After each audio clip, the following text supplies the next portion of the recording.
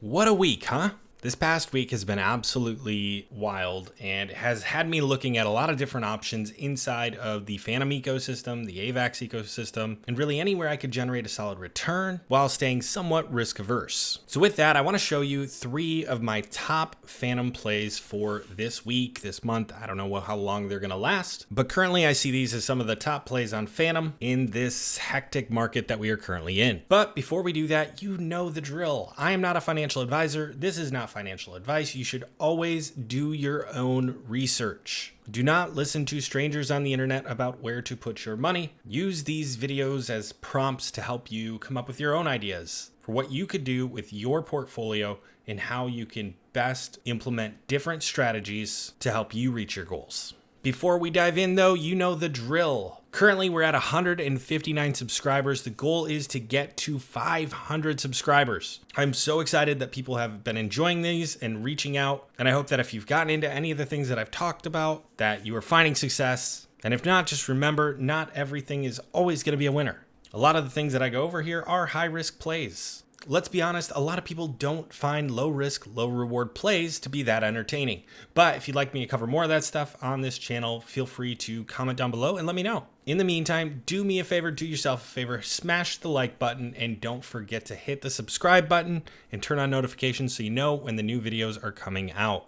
You can also follow me on Twitter at Havoc the DGen, and if you ever want to reach out, feel free to do so.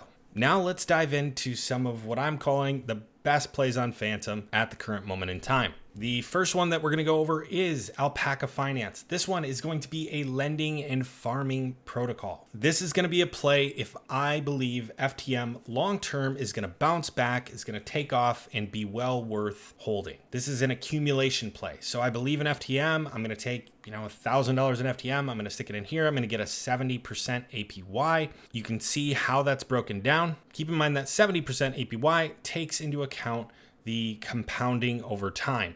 So you're earning 50.91% APR in Fantom or FTM, and then you're earning another 2.28% in staking. So when you deposit FTM, you receive IB FTM.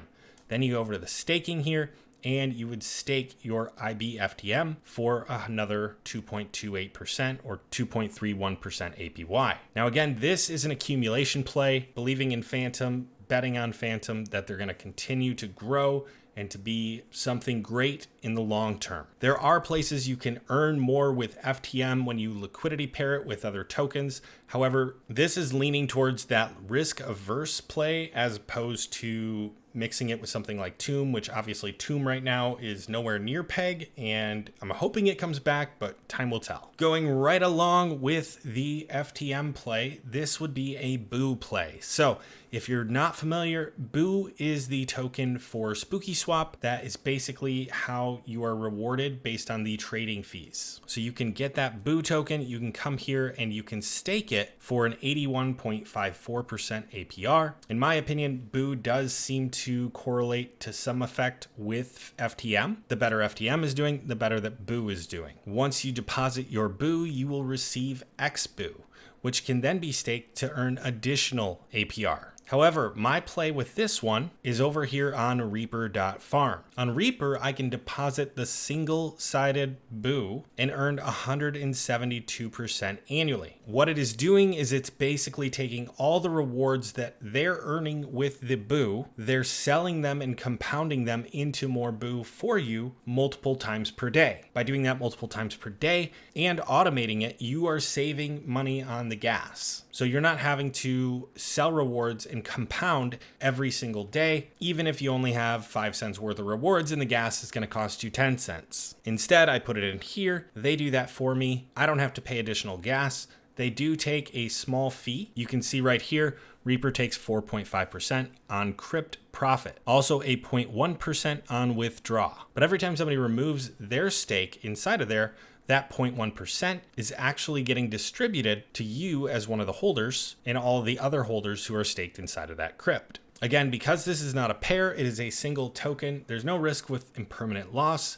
And this would be a play if you really, again, believe in FTM, you believe in SpookySwap. It's very similar to the Joe token on AVAX. I think SpookySwap is going to be around for a long time. And for that reason, that is why I'm using the single-sided staking crypt for Boo. Now, the third play, this is, I want to be in all stables right now, but I still want to be generating some yields. You can go to sturdy.finance and deposit and get a 44% APY. But how is that happening? Well, it's simple. So on a typical lending and borrowing protocol, what you would do is you would borrow, you would deposit something like FTM or USDC or whatever it is, and then you would borrow against your deposit.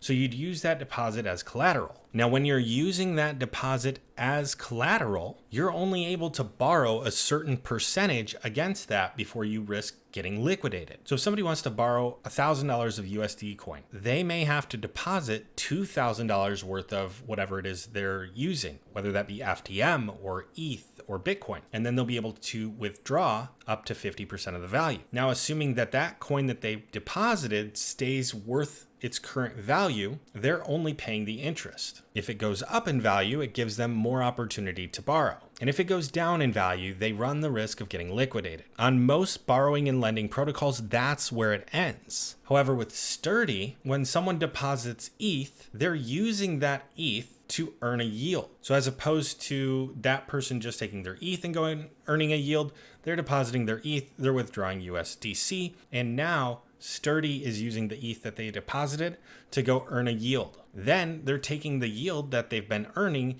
and they're putting that back into the balance of the person who deposited the stablecoin to which it was borrowed against. You can read a lot more about this at sturdyfinance.com. I will link to all of these inside of the description. I hope this video has been helpful. I hope you found some value in it. If you did, be sure to hit that subscribe button, smash the like button, turn on notifications, and drop me a comment. What should I cover next? With that, I will see you on the next video. Take care.